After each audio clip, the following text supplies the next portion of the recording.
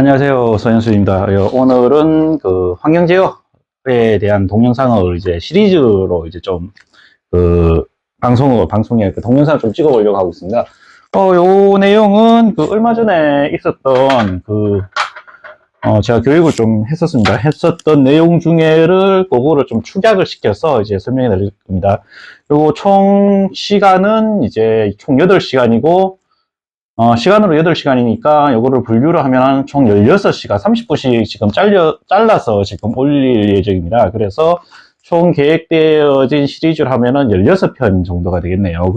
16편 정도 돼도 요거는 환경제의 극히 일부분 정도라고 보시면 됩니다.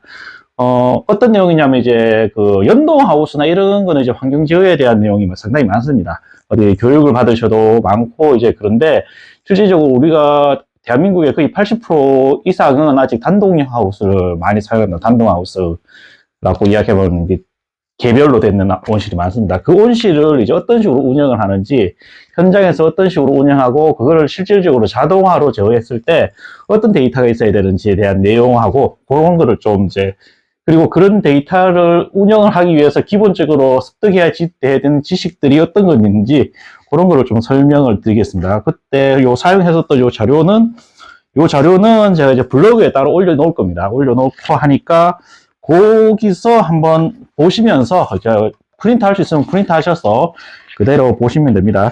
그래서 총 목록은 일단, 진행하려고 하는 목록은 일단 뭐 오늘 이제 1교시에서 이제 실질적으로 한 8교시, 그 교육으로 따지면 7시간 교육입니다. 7시간 교육인데, 오늘은 1교시니까, 1교시 여기, 요렇게 진행합니다. 오늘 1교시니까 요 스마트팜 제어 기준하고 뭐 요런 거, 이제 오늘 해야 되는 거는 이제 첫 번째는 이제 환경제어. 제가 제일 좋아하는 말입니다. 환경제어. 저는 개인적으로 스마트팜은 실질적으로 그렇게 좋아하지 않습니다. 왜냐하면 구체적이지가 좀 않는 그런 거고, 환경제어는 이제 제가 이제 온실의 교육이라기보다는 공부를 하면서부터 배운 내용이기 때문에 제 개인적으로 환경제어를 좋아합니다. 첫 번째 이제 오늘 이제 해야 될 거는 1교시. 오늘 해야 할 첫 번째 그 스마트팜이라는 거. 자, 스마트팜이란 무엇인가에 대해서 이제 첫 번째는 이제 공부라기보다는 이제 의견을 좀 이야기를 할 겁니다. 의견을 이야기하고 제 주의에 이제 하는 거. 그리고 한 다음에 이 두 번째는 환경제어가 무엇이냐. 자, 환경제어가 무엇이냐에 대해서 좀 설명할 겁니다. 실제적으로 환경제어라는 단어가 어떤 거를 이제 의미하고, 그런 게 내용을 하고, 세 번째는 이제 온실의 온도 변화, 온실의 온도 변화. 자, 온실에는 온도 변화가 생깁니다. 이 온실의 온도 변화가 어떤 식으로 생기는지, 그에 대해서 좀 설명을 할 겁니다.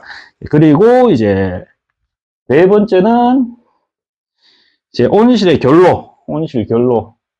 온실에서 결로가 생깁니다. 결로를 실질적으로 온실에서는 겨울 농사라고 이야기하면 좀 그런데, 어쨌든 간에 겨울을 지내는 그 작물하고 겨울을 지내지 않는 작물하고 최대 이게 포인트, 그러니까 그 문제점, 겨울을 지내는 농작물이 어떻게 건강하게 넘어가느냐. 그리고 거기서 제일 중요한 게 결로입니다. 결로를 어떤 식으로 제어할지. 그러면 이 결로가 어떻게 생기고, 어떤 식으로 없어지고, 우리가 이제 환경적인 요건에 대해서 어떻게 없애야 될지, 그 내용에 대해서 알아볼 겁니다. 자, 그리고 다섯 번째는 서리하고는 결로하고 다르죠, 이제. 결로는 온실 안으로 생기는 거고, 이제 서리는 바깥쪽에 생기는 겁니다. 이 서리가 이제 온실에 어떤 영향을 미치는지, 여기서 지금은 요 정도로 지금 교육을 할 겁니다. 첫 번째. 아마 요게 지금 원래는 1시간짜리 교육입니다. 요게 1시간짜리 교육이니까 아마, 여기 한 3번까지 하고 4번하고 5번은 아마 다음 파트로 이제 나눠줄 수가 있습니다. 예, 일단 그렇게 진행을 하도록 하겠습니다. 자, 그래서 제일 먼저 해야 되는 거, 아까 좀 전에 이야기했던 스마트팜. 자, 스마트팜이란 뭔가? 자, 스마트팜, 이제 우리 사람들이 이제 많이 들어서 교육에서도 많고, 자, 스마트팜. 책자, 그러니까, 이거 제가 좀, 아까 좀 전에도 했지만, 제가 이게 강의하는 이 종이는 이제 블로그에 올라갈 겁니다. 블로그에 올라가니까 그 내용을 보시면서 동영상을 들으시면은 좀 도움이 많이 됩니다. 그래서 저는 스마트팜이라는 이 단어를, 구체적으로 이제 뭐, 농진청하고, 그러니까 이거를 사전적 의미로 이제 해석을 하면은 뭐 빅데이터하고 뭐 IoT 인터넷, 사물 인터넷, 능동 인터넷, 뭐 능동 뭐 이 좋은 말은 다 나옵니다. 다 나오는데 실제적으로 구체화되어 있진 않죠, 이게. 그래서 저는 이제 이거를 이제 사람들에 대해서 어떻게 하냐. 첫 번째 농업인.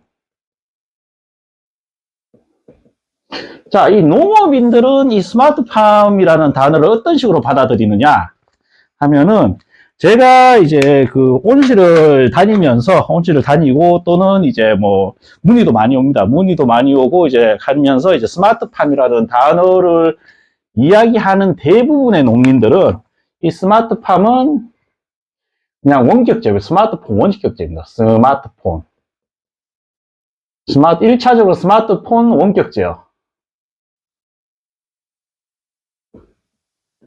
스마트폰 원격제고 두 번째는 데이터 로그.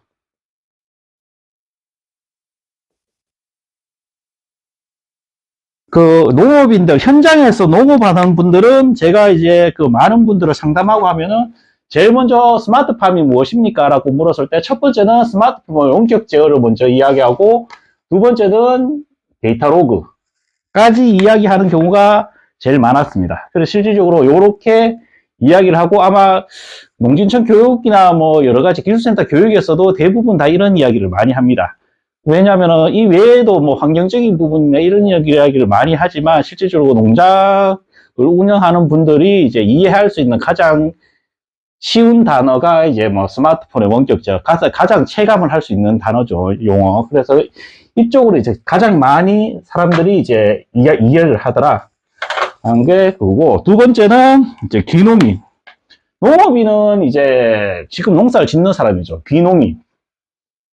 귀농인들은 어떻게 생각을 하느냐? 자, 귀농은 이제 농사를 지어보지 않거나 또는 뭐 미디어나 그 동영상 자료나 이런 쪽에서 이제 그 농업을 접하신 분들입니다. 이런 접하신 분들이 이제 보통 귀농을 준비하거나 할 때 이제 뭐 교육을 받거나 하면은 스마트팜이라는 단어를 많이 듣습니다. 실질적으로 이제 뭐 도시 있는 사람들도 스마트팜이라고 이야기를 해야 하는데, 이런 분들은 스마트팜이라고 이야기하면 대부분 오픈이라기보다 넓은 온실. 넓은 온실이라고 하면은 조금 이야기는 어려운데, 연동 온실 같은 거 있지 않습니까? 연동 온실. 그리고 실내가 넓은 온실. 이런 온실들을 이제 보통 스마트팜이라고 이야기합니다. 왜 이렇게 되냐면은, 매스컴이나 이런 데서 이제 그 인터뷰를 하는 거나 이런 걸 많이 보면은, 제가 아까 초반에도 이야기했던 우리나라 한 80%는 아직 단독형 온실입니다. 실질적으로 우리가 차를 타고 이 들판을 가거나 해도 제일 먼저 보이는 건 단독 온실입니다. 실질적으로 많이 보이고. 그러다가 그런 온실을 이제 보통 도시인 분들은 이제 그런 온실을 이제 온실이다. 그냥 우리가 생각하는 쉽게 말하는 비닐하우스다라고 생각을 하는데, 그러다가 이제 넓은 온실 있지 않습니까? 연동으로 지어졌는, 이게 실내에 들어갔을 때 이제 공간 자체가 완전 연결되는 큰 온실들. 그런 거를 보면 이제 자기들이 보지 못한 온실을 보면 보통 스마트팜이라고 이야기를 많이 합니다. 실질적으로, 제가 유튜브 동영상도 보고 뭐, 매스컴 이런 거 하는 거 봐도 대부분 다 연동 온실들 가면, 여기가 스마트팜이구나라고 인터뷰하는 내용이 상당히 많습니다. 실질적으로 교육을 받으면서 그렇게 이해하시는 분들도 많고. 그래서 귀농인들은 대부분 다 넓은 온실이나 연동 온실, 실내가 넓은, 그러니까 좀 특이한 온실. 그러니까 자기들이 이제 평상시에 접하지 못했던 온실을 보면은 대부분 다 스마트팜이라고 이해하는 경우가 상당히 많았다라는 거. 그리고 중요한 건 농진청입니다. 농진청은 아주 구체적입니다. 농진청은 제가 이제 그 스마트팜 이제 스마트팜 기계의 기준 있죠. 등록 기준이나 뭐 이런 게 있는데, 스마트팜 장비는, 개발한다고 해서 스마트팜이라고 이야기할 수가 없습니다. 왜냐하면 농진청에서 기준이라는 걸 정해놨습니다. 농진청 기준에 보면은, 농진청 그 장비 등록 기준에 보면은, 농진청에서 가장 중요한 게, 이제 이야기하는 게 데이터 로그하고, 플러스 인터넷. 제일 핵심 포인트가 데이터 로그와 인터넷입니다. 거기에 보면은 여러 가지, 이 외에 이제 여러 가지 기준도 있습니다. 가장 구체적인 건 일단 무조건 데이터 로그는 돼야 된다는 거. 데이터 로그도 코드 내용이 있는데 그 코드별로 이제 데이터 로그가 돼야 되고, 두 번째는 그 데이터를 농진청에서 이제 접속을 해서 볼 수 있는, 또는 이제 그거를 이제 자료를 뽑았을 때 농진청에서 분석할 수 있는 그 코드로 이루어져야지 이제 스마트팜 등록이 되는 겁니다. 요즘에는, 초창기에는 그랬는데, 요즘에는 뭐, 옛날에 했던 뭐, 마그마나 뭐, 또 이런 거, 우선 하이텍에서 만든 것도 보통 스마트팜으로 등록이 되는데, 초창기에는 어쨌든 간에 데이터 로그하고 인터넷이 기본적으로 되고, 이 데이터를 농진청에서 접근을 할 수 있는 그 권한이 있어야지, 권한이라기보다는 그 자료를 해서 분석을 할 수 있는 그 요건이 돼야지 스마트팜으로 등록이 되는 겁니다. 이 외에 이제 뭐, 그 외에 이제 또 되는 뭐 내용은 이제 자동화라고 있는데, 자동화라고 있습니다. 자동화 되어야 된다. 되어야 한다.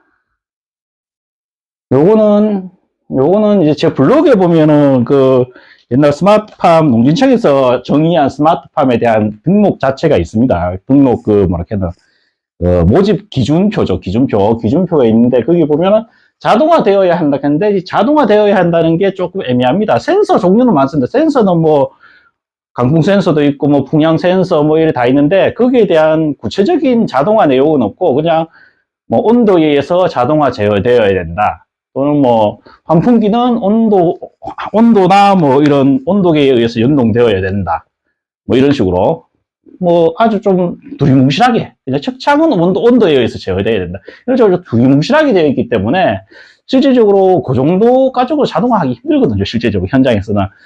그렇다 보니까 이제 가장 이제 중요한 거는, 진입장벽으로 가장 중요하게 보는 건 데이터 로그와 인터넷이 되면 농진청에서는 대부분 다 스마트팜으로 등록을 해준다라는 거. 농진청에서 제일 중요한 거는 요겁니다. 여기에 이제 보통 하니까 이제 그 판매하는 그 기관이 판매하는 업체들에서는 여기서 이제 플러스 이제 이거 초창기에는 실제로 데이터 로그하고 인터넷을 스마트팜이라고 많이 보급을 했습니다. 실제 처음에는 뭐 돈 받고 팔려고 했는데, 제가 알기로는 처음에 이게 나왔을 때 돈 받고 팔려고 했는데, 농사 짓는 사람들이 데이터가 뭐가 그렇게 중요하냐라고 해서 실질적으로 그거를 그렇게 안 했습니다. 그러다 보니까 데이터 로그 자체가 1세대 때는 거의 공짜로 뿌리듯이 했어요, 전국에. 그래서 아마 그 데이터를 많이 갖고 갔는데, 실질적으로 근데 온도계하고 이거를 관리를 좀 안 해서 그 농사 짓는 분들이, 그 농업인들이 이 온도 센서하고 이런 걸 좀 관리를 좀 해줘야 되는데, 관리를 안 해줘서 아마 그 초창기 1세대 때는 거의 먹통이 좀 되는 게 좀 많을 거예요, 아마. 저도 이제 지나가다 보면 그 당시에 있는 먹통이 상당히 많았거든요. 예, 그래서 농진청은 어떻게, 요렇게 이제 이야기를 한다 하면은, 그리고 이제 개발자. 중요한 건 개발자입니다. 여기에서 보면 개발자가 있죠. 개발자. 자, 개발자는 뭐냐면은, 이제 스마트팜 장비를 만드는 사람들입니다. 만드는 사람들. 만드는 사람들은 이게 또 스마트팜을 또 어떻게 해석을 하느냐. 저도 이제 뭐, 이래 다니면서 이제 뭐, 여러 개발자들 많이 하는 프로그램 만드는 사람부터 시작해서 만날 일이 많아가지고 이야기를 좀 할 일이 많습니다. 전기 이제 하시는 분들도 있고 해서. 그래서 이제 뭐 스마트팜이라는 게 옛날에 뭐 블루오션 한 5년 전쯤에, 5년, 10년까지는 그렇고 한 5년 전쯤에 해도 상당히 블루오션이라고 해서 이제 벤처기업이나 이런 것들이 벤처기업 같은 데서 많이 접근을 했었습니다. 이때 그 당시에도 뭐 많이 물어보고 이제 뭐 상담을 하고 뭐 문의 오는 내용도 많습니다. 실질적으로 초창기에 스마트팜이라고 이제 장비를 만들어서 저한테 이제 의견을 이제 구하면서 들고 와가지고 이제 상담을 했는 내용도 상당히 많고, 그래서 그 개발자 분들이 이제 이해하는 스마트팜은 뭐냐 하면은 그냥 프로그램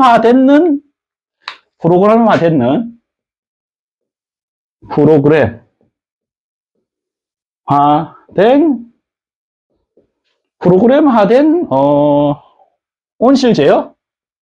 온실 제어. 온실 제어 장비. 뭐, 요 정도로 갖고 해석하시면 될 것 같습니다. 현장에 있으시던 우리 농업인들은 벌써 이제 뭐 온도계에 의해서 하우스가 왔다 갔다 하는 건 아시죠? 이거 뭐 기본적인 기본 장비입니다, 이거는. 아주 기본 장비고, 뭐 비 올 때 다친다거나 이런 거는 아주 기본 중에 기본 장비라서 이렇게 움직이는 게 알고 있습니다. 근데 개발자분들은 좀 다릅니다. 개발자분들은 제가 아직도 전화를 받으면 우리 그 농업에 이제 실질적으로 프로그램을 개발하시는 분들은 농업을 안 지어보신 분들이 많습니다. HMI나 뭐 PLC, 요즘에 이두이노도 있고, 로즈베리 파이, 뭐 많죠. 요즘에 장비도 많습니다. 심지어 요즘에는 CCTV 장비나 또는 이제 중국에서 넘어오는 그 뭡니까 소노프나 이런 프로그램을 그 프로그램 가지고도 이제 환경제어 비슷하게 어머니 같은 환경제어입니다.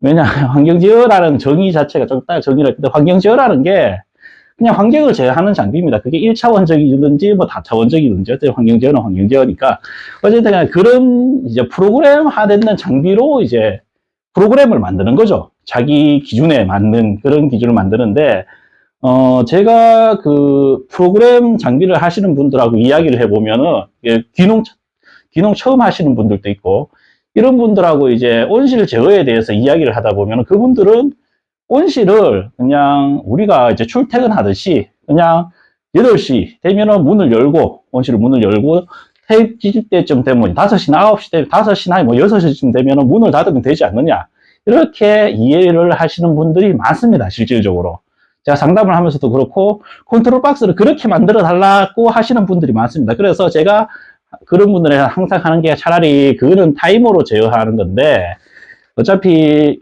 그거는 이제 맞지가 않고 차라리 그 가격이면 무조건 온도계를 넣는 게 맞습니다. 라고 이야기를 해서 왜 그래야 되는지 이제 설명을 해드리면 이제 그때 돼서 좀 이해를 하십니다. 그 아주 1차원적인 그 내용까지도 이제 그렇게 생각을 하십니다. 왜냐하면 우리는 직장 생활을 할 때 똑같은 시간이 오는 똑같은 차를 타고 똑같은 시간에 일어나서 똑같은 차를 타고 똑같은 시간에 회사에 가서 똑같은 시간에 밥을 먹고 똑같은 시간에 저녁에 와서 이제 집에 와서 이제 여가 생활 즐기고 잠자리에 들고 다닐 또 똑같은 생활 패턴이 반복되죠. 그래서 농업을 접해져 보지 못하신 분들은 그 로테이션의 시간이라는 게 하루하루 시간이라는 게 똑같다고 의식을 해버리는 경우가 상당히 많습니다. 실제로 귀농을 처음 하시는 분들도 그렇게 이해를 하시는 분들도 많고 근데 그 이해를 이제 해야 되는 건 현장에 가야지 그게 아니다라는 걸 이야기할 수 있는데 개발자분들도 그런 분들이 상당히 많습니다. 그래서 제가 옛날에 그 대구 모 업체에서 환경제어가 있고 환경제어 비슷하죠. 환경제어 프로그램을 이제 만든다고 이제 가서 이제 봤습니다.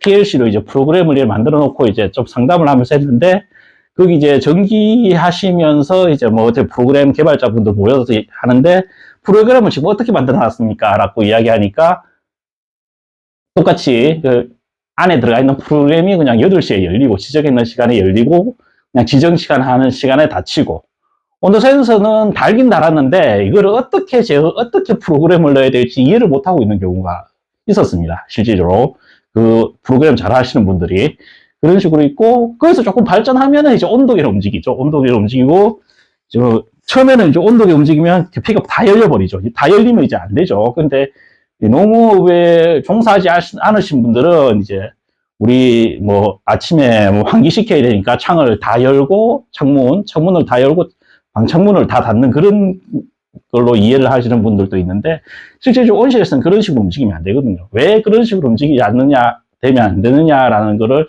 설명하는 데는 엄청난 시간이 필요합니다. 왜냐하면은 농업에 대해서 모르시는 분들이기 때문에. 그래서 이 개발자분들이 이 스마트팜이라는 걸 이해하는 거는 그냥 프로그램을 만드는 거, 프로그램화되는 온실을 제거하는데 그거를 이제 프로그램을 만드는 것 자체를 이제 스마트팜이라고 이야기하는 경우가 상당히 많습니다. 실질적으로 제가 아까 했지만 여러 가지 다니면서도 그렇게 이야기했고 실제로 저한테 검수를 받으러 가는 사람들도 이야기를 그렇게 하는 경우가 많았습니다.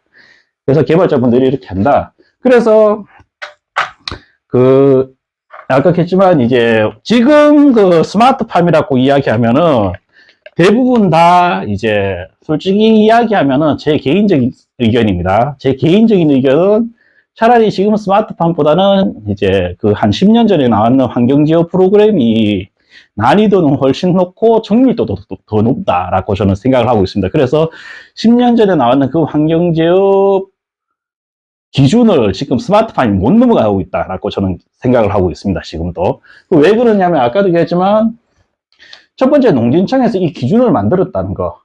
이 기준을 이렇게 만들고 이 기준에 대해서 이 개발자들이 이 기준에 맞춰서 만든 겁니다. 여기서 농업인이 뛸 자리는 없었어요. 농업인은 실질적으로 농업인들이 이제 여기서 하면은 사실 농업인들이 이 스마트팜 개발을 할 때 분명히 의견을 제시했을 겁니다. 분명히 의견을 제시해서 우리는 온실 이런 식으로 운영을 한다라고 이야기했을 건데 그 온실을 운영하는 그 메커니즘에 대해서 그 메커니즘을 이 개발자들이 정기적으로 해석을 해줘야 됩니다. 정기적으로 어떤 식으로 움직여야 될지 그 해석을 해야 되는데 알겠지만 개발자 입장에서는 농사를 그렇게 정밀하게 할 필요가 있느냐. 창을 뭐 우리가 그 방에서 아침에 창을 열 때 환기시킬 때 덥다고 이제 좀 답답하죠. 이산화탄소 쌓였고. 그러니까 창문을 확 열었다가 시원한 공기 한번 마시고 닫으면 되지 않느냐라고 반문을 하죠. 근데 농업하는 사람들이 그렇게 하면 안 된다. 사람은 모르겠는데 작물은 그런 식으로 하면은 이제 병도 나고 습도가 틀어지면서 이제 문제가 생긴다라는 거를 설명을 해도 개발자분들은 그걸 전부 다 받아들이기 힘듭니다. 왜 그렇게 해야 되는지, 그리고 그렇게 하기 위해서 현장에서 어떤 식으로 단계적으로 움직이는지에 대해서 이제 얘기를 못 해줘. 이게 왜 어느 정도냐 하면은 지금 현실 내용 자체가 지금 우리나라에 뭐 신한 것도 있고 우선 것도 있고 마그마도 있고 환경제어 제가 이제 항상 이야기할 때 우리나라 국산으로 외국 거도 많대. 제가 이제 이야기하는 거는 국산을 보면 그 세 가지가 있는데 그 세 가지 프로그램 안에 들어가도 설정하는 게 상당히 많습니다.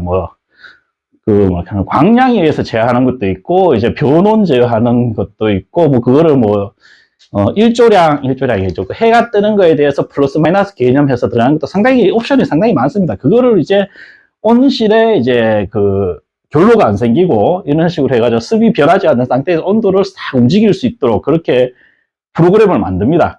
그 베이스를 깔아놓은 게 프로그램이고 그 베이스를 기준으로 만들죠. 이제 온실 농장주분들이나 이제 컨설팅 하는 사람, 환경재 재배관리사나 이런 분들이 이제 그 프로그램을 연구해서 만듭니다. 그거를. 온실의 온도 변화나 습도 변화를 아주 데미지를 적게 하면서 움직이는 그 프로그램 만들었는 걸 이용해서 그거를 구체화시키죠.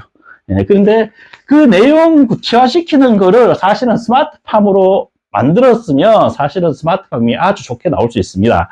나올 수 있는데 제가 다니면서 이제 받는 스마트팜들은 대부분 다 이제 변온 정도 있었고 실질적으로 광량이나 이런 걸 해서 단계적으로 다섯, 여섯 단계의 복합적인 기능이 되나오고 하는 경우는 상당히 없었거든요. 제가 그래서 아까도 얘기했지만 좀 전에도 이야기했던 10년 전에 만든 환경제어 프로그램이 지금 스마트팜 장비보다 더 정밀하다.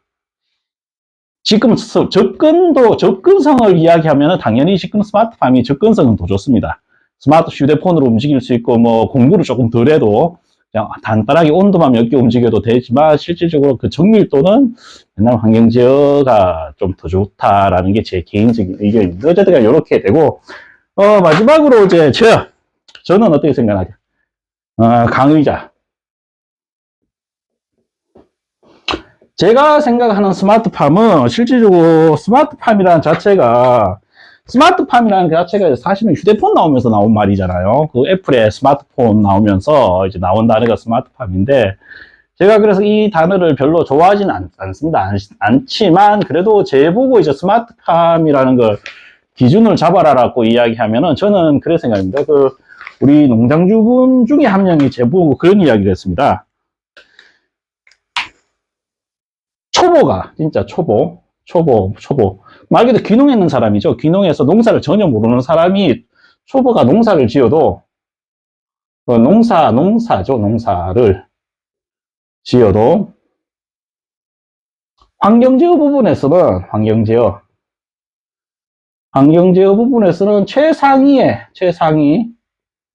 최상위 기준으로 볼 때 못해도 70% 이상 70% 이상은 따라가 줄 수 있는 장비. 말 그대로 이제 내가 농사를 전혀 모릅니다. 농사를 전혀 모르고 귀농을 했는데, 그 농업이라는 거는 상당히 복합적인 그 직업입니다. 알아야 되는 것도 많고, 그 알아야 되는 게 여러 가지가 있는데, 뭐 농약 종류도 잘 알아야 되고, 약도 잘 쳐야 되기 때문에 농약 종류도 잘 알아야 되고, 이 병해도 잘 알아야 된다. 병도 이제 충해하고 병해가 있는데, 충은 이제 그 벌레에서 생기는 여러 가지 문제들이죠.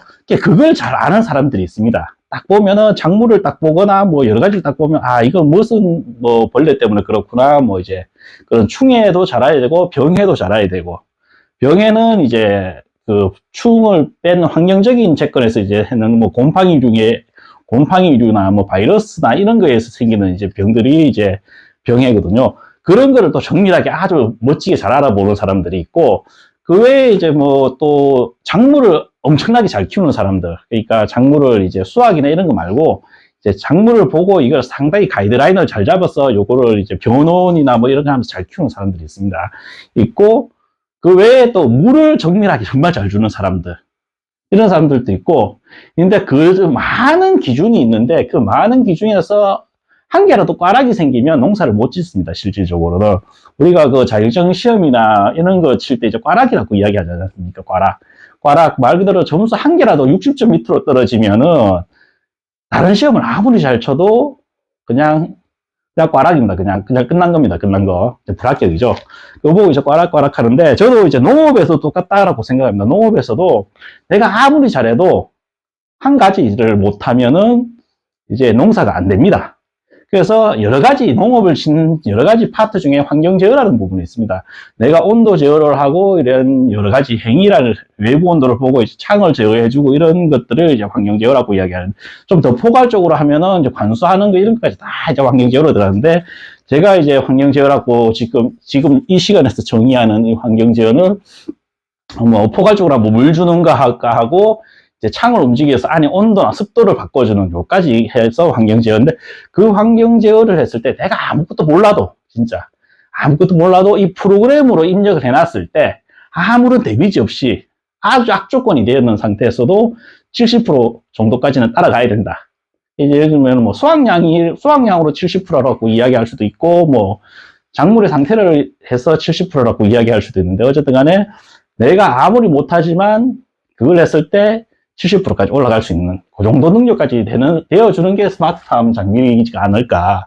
초보자도, 아무리 모르는 사람도 이제 중간 이상 끌어올려 줄 수 있는 그런 장비라고 저는 생각합니다. 그렇기 때문에 이렇게 움직이기 위해서는 리스크가 없이 엄청나게 정밀하게 움직이는 그런 여러 가지 단계가 필요합니다.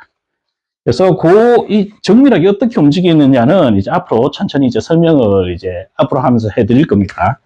자, 그렇고, 이쪽으로 자꾸 가네요. 여기다 하나 더 적을 수 있겠네요.